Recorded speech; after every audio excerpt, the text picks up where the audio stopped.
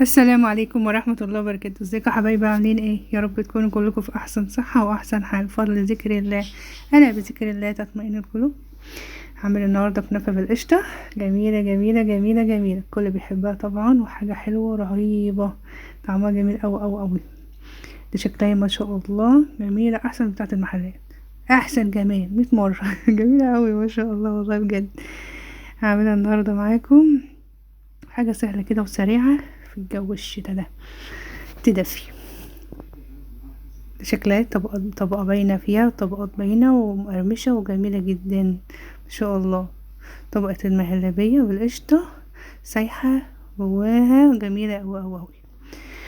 معايا كده ما شاء الله كده، بسم الله الرحمن الرحيم، نص كيلو كنافة في الفريزر، عشان تفركيها كده بتتفرك في ساعتها ما تطلعها من الفريزر.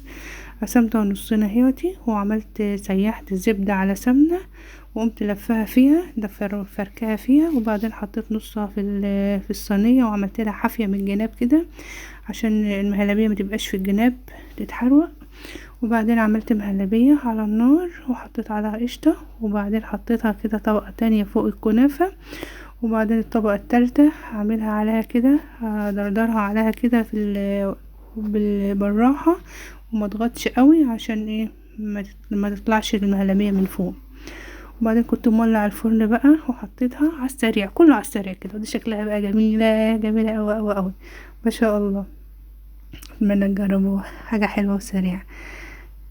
متنسوش الذكر والصلاة على النبي، ألا بذكر الله تطمئن القلوب. صلوا على النبي كتير كتير كتير كتير. ماشي، اللهم صل وسلم وبارك على سيدنا وحبيبنا محمد صلى الله عليه وسلم. اتمنى يكون الفيديو عجبكم، واتمنى تعملوا الاشتراك، وتكون فيديوهاتي عجباكم. مع السلامة، اشوفكم في فيديو جديد، مع السلامة.